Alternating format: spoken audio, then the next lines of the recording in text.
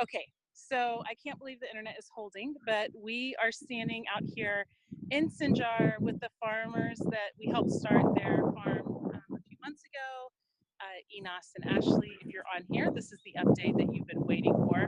So I have been eating cucumbers all afternoon because they have so many cucumbers growing that they're selling, that they're feeding us and everyone around them.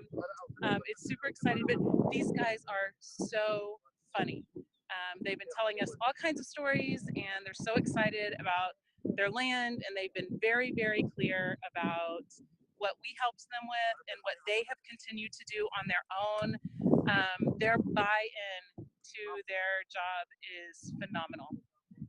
It's been so fun to be with them. So I thought I would just let them hop on the call here and chat with you a little bit. You're not going to understand, but we'll try and translate with you. But first, I'll let you say hi to. Let me see here. Actually, Can I flip this? Let me flip the camera. So here we go.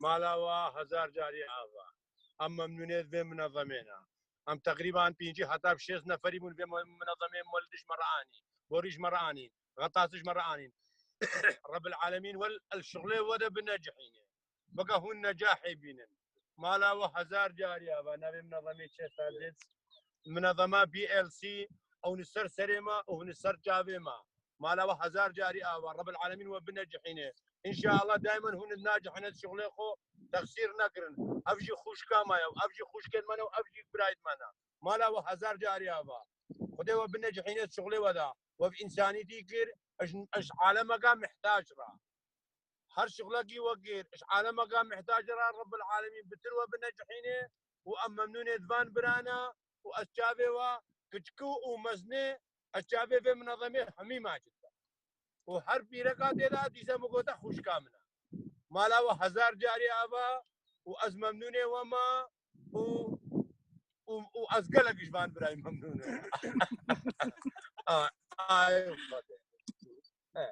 قولوا تجي بربنا Das خوش. أوا كسي أما. بالي Hey guys, if you wave, I'm gonna show you. ممنون مالا وهزار جاري آبا خنجا وسرسري ما مولد بو مهات غطاس بو معاني اف بيتا خيرا بو معاني بوري بو معاني هون السرسري ما وهون السر جابي ما ومالا وهزار جاري وثانك يو فيري ماتش. Awesome. So I'm not translating all of that right now because I can't even remember it all. But yes, he said, thank you so much for the irrigation pipes and the seeds and the greenhouse. Guys, we've had the best time out here this afternoon. Like, this shouldn't count as work because they have been so fun the way that they fed us.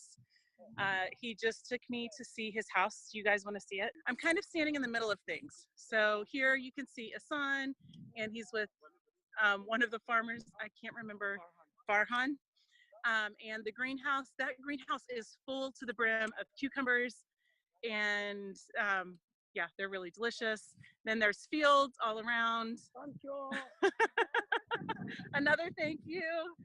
I'm gonna take you here. Can you see that green generator? I don't know if I'm close enough. Let me see here. Okay, there's the green generator. We bought that for them because their well was completely destroyed. So we bought the generator and we helped them by buying this pipe so that they could run the irrigation water all the way into these cement blocks. And the cement blocks, we're getting to the house. These things are just in the way. The cement blocks are actually like a pond, and they fill this pond with water. Can you see that black pipe sticking out? They fill this pond with water, and then the water slowly drips through these irrigation pipes right here.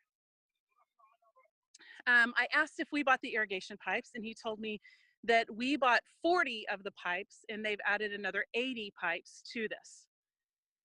So the pipes run to the greenhouse, and they run to like all of these fields that you can see here. And then on the other side of the greenhouse, I don't know if you, like, as far as you can see here, this is their land that they're planting. It's unbelievable. And now we're going to go to the house because the house story, can you guys see? There's Zito, Charlene, and Chelsea. Charlene was lovingly renamed Jacqueline today by these families. I guess Jacqueline is easier to say than Charlene, but they love her regardless. This is their car, their farm truck. And can you see their tractor? It seems like there's been another farming family here that we don't know. And it seems like they kind of share these tractors. So here we are at their house. You can see it's a little bit, this one's just a little destroyed, but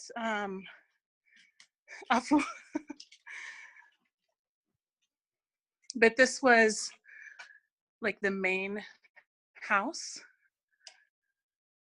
And it's actually not in such terrible shape that they couldn't live here. They do have to build some walls. This that you're seeing right here is very similar to what we see with the houses in Aleppo that we've been rebuilding. And then you can see this one too. I came into this room because I don't know, I can't tell how well you can see, but all of this pile of concrete was his brother's house. And it is, can you see this thing sticking up right here?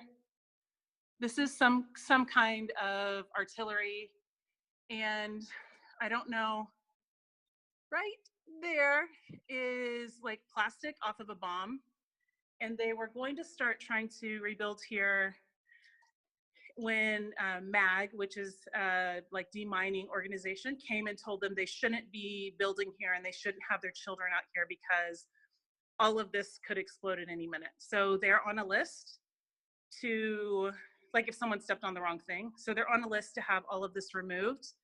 But their house is about 100 meters from where the front line was whenever the Peshmerga freed Sinjar. So they know that their house was used by ISIS. And there's just a lot of destruction here. And let's see if I can do this. I think for as sad as that is, that they lost all of this, the only thing that they can say as we've remarked on this is, as we've been like, I'm so sorry this happened. I can't believe that you were able to come home. I can't believe that you've been able to replant already. They just keep saying, sorry, I don't know what to do with this cucumber. They just keep saying to us, like, but thank God, like we are all here and our kids are all here with us and we have the opportunity to rebuild because you came and helped us. And this is going to sound arrogant, but I don't mean it in an arrogant way. Everyone that we have encountered today has said, so many organizations have come to our city, but nobody helps like you help. You listen to what we need and you meet our needs.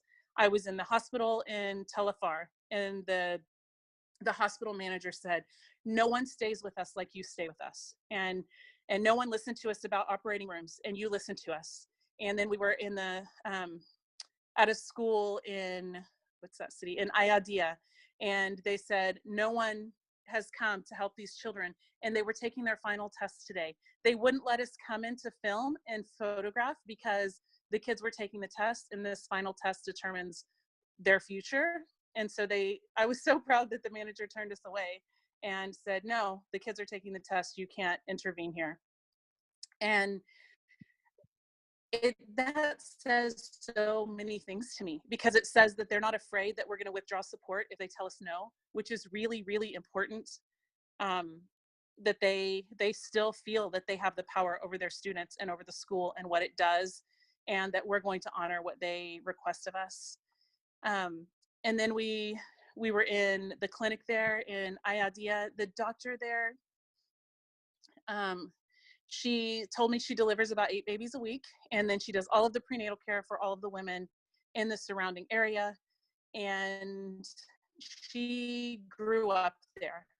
She grew up in Nayadea, and then she left whenever ISIS came. She and her family fled, and now she's back every day working in this clinic.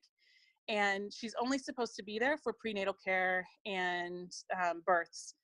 And she has this helper that works with her who's a midwife, and this woman has been the midwife in Ayadea for 30 years, and she's back in her role at the clinic that we support there. We pay these women to come 3 days a week, and they insist on coming 5, regardless of whether they're being paid for those extra 2 days or not, because these are their people and they want to be there serving. And we only run the maternity care. There's another organization that is responsible for the public health clinic, but that organization is only there 2 days a week. And these women said, we just can't turn people away. It doesn't matter if they're here for maternity care or not. If a child needs help, if a man needs help, we still have to help them because these are our people and we're doctors and this is what we do. It has been the most beautiful day, meeting beautiful people who are rebuilding their world, and we just get to be a part of that, and that we get to partner with them for that is really remarkable. Every person we've encountered has been just as grateful as what we just heard, just profusely. Thank you, thank you, thank you. Please don't stop. Thank you, thank you, thank you. And I just keep having to say to them, you're the one doing the work. Like, we might be partnering with you to make the work possible, but you're the one that's actually putting your hands to that work every single day, rescuing your own selves and your own people. And that we get to be an organization that does that makes me really, really proud. So I'll let y'all get back to the meeting, and we need to get on the road because it's almost sunset. But I'm going to tell you one more story here. As we were walking through the house, I noticed beekeeping equipment, and I'll show it to you. We also have walked by a lot of bees. I can't show you because the camera's on me. 1 second. There's the beekeeping equipment. And I was really excited because I love raw honey. And so I said, when are you going to have honey? And he said, this is what another organization brought us. They brought us these boxes and told us that we could keep bees here. And what they said is, we could have bought this ourselves. This is like $100 of equipment, but you helped to give us our whole lives back. And for a minute I was thinking, oh, this is duplication. Some other organization has come and brought them something. But then he kept talking about how they just dropped something off because they saw that there were bees swarming around the farm. And so they just dropped something off, but it wasn't what they really wanted. And they're going to do it, and it's going to be helpful for them, and it's going to have a small impact, but it's not what they wanted. Whereas Zito and Marwan came working with Inas, and they did this sitting with people and asked them, what do you want? And so he said, sure, you can have some of this honey, but when you come back, we're going to give you butter. And I don't know the word for butter. And so I was really confused, and I was like, yogurt? And he said, no, butter.